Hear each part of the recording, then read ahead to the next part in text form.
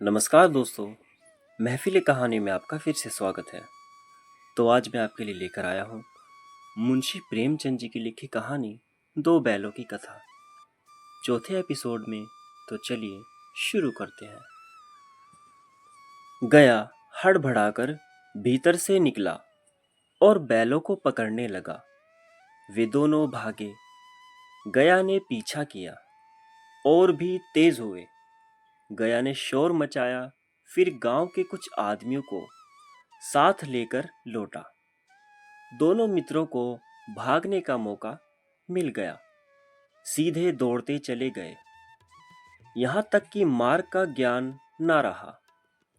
जिस परिचित मार्ग से आए थे उसका यहाँ पता न था। नए नए गांव मिलने लगे। तब दोनों एक खेत के किनारे खड़े होकर सोचने लगे, अब क्या करना चाहिए। हीरा ने कहा, मालूम होता तो राह भूल गए। तुम भी बेतहाशा भागे, वहीं उसे मार गिराना था। उसे मार गिराते तो दुनिया क्या कहती। वह अपना धर्म छोड़ दे, लेकिन हम अपना धर्म क्यों छोड़े।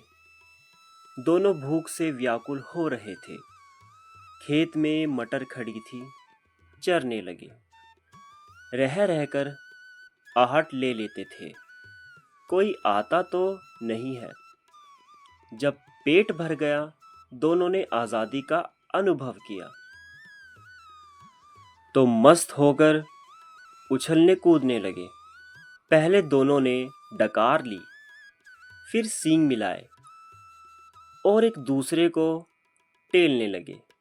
मोती ने हीरा को कई कदम हटा दिया, यहाँ तक कि वह खाई में गिर गया। तब भी उसे क्रोध आया, संभल कर उठा और फिर मोती से भिड़ गया। मोती ने देखा खेल में तगड़ा हुआ चाहता है तो किनारे हट गया। अरे यह क्या, कोई सांड डोकता चला आ रहा है। हाँ, सांड ही है। वह सामने आ पहुंचा। दोनों मित्र बगले झांक रहे हैं। सांड पूरा हाथी है, उससे भिड़ना जान से हाथ धोना है। लेकिन ना भिड़ने पर भी जान बचती नहीं नजर आती। इन्हीं की तरफ आ भी रहा है। कितनी भयंकर सूरत है। मोती ने मुख भाषा में कहा, बुरे फंसे, जान बचेगी, कोई उपाय सोचो। हीरा ने चिंतित स्वर में कहा, अपने घमंड से फूला हुआ है, आरजू विनती ना सुनेगा। भाग क्यों ना चले, भागना कायरता है। तो फिर यही मरो। बंदा तो 9-2-11 होता है। अरे जो दौड़ाए, तो फिर कोई उपाय सोचो जल्द। उपाय नहीं है कि उस पर दोनों जने एक साथ चोट करें। मैं आगे से रंगेता हूं, तुम पीछे से रंगेतो। दोहरी मार पड़ेगी तो भाग खड़ा होगा। मेरी ओर झपटे, तुम बगल से उसके पेट में सींग घुसेड़ देना। जान जोखिम है, पर दूसरा कोई उपाय भी नहीं है। दोनों मित्र जान हथेलियों पर लेकर लपके। सांड को भी संगठित शत्रुओं से लड़ने का तजुर्बा ना था। वह तो एक शत्रु से मल्लयुद्ध करने का आदी था। ज्यों ही हीरा पर झपटा, मोती ने पीछे से दौड़ाया। सांड उसकी तरफ मुड़ा तो हीरा ने रंगेदा। सांड चाहता था कि वह एक एक करके दोनों को गिरा ले, पर ये दोनों भी उस्ताद थे, उसे वह अवसर ना देते थे। एक बार सांड उछलकर हीरा का अंत कर देने के लिए चला कि मोती ने बगल से आकर पेट में सींग भोंक दी।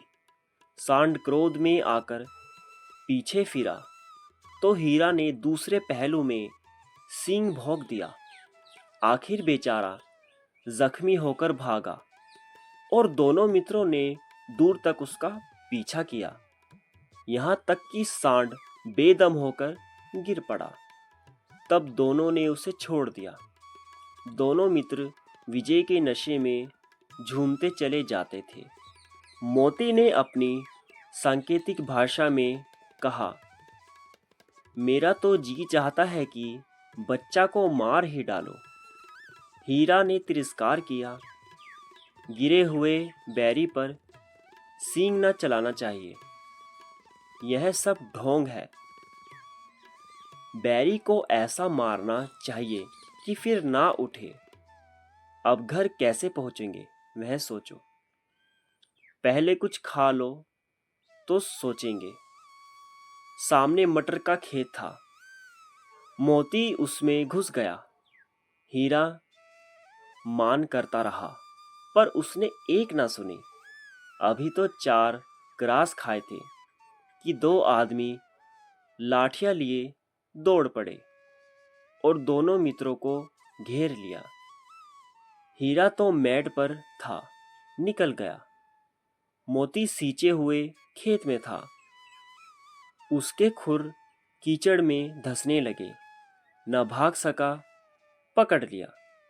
हीरा ने देखा संगी संकट में है तो लौट पड़ा, फंसेंगे तो दोनों फंसेंगे। रखवालों ने उसे भी पकड़ लिया। प्रातःकाल दोनों मित्र कांजी हाउस में बंद कर दिए गए। तो दोस्तों, आज के लिए बस इतना ही। उम्मीद है यह कहानी आपको बहुत पसंद आई होगी।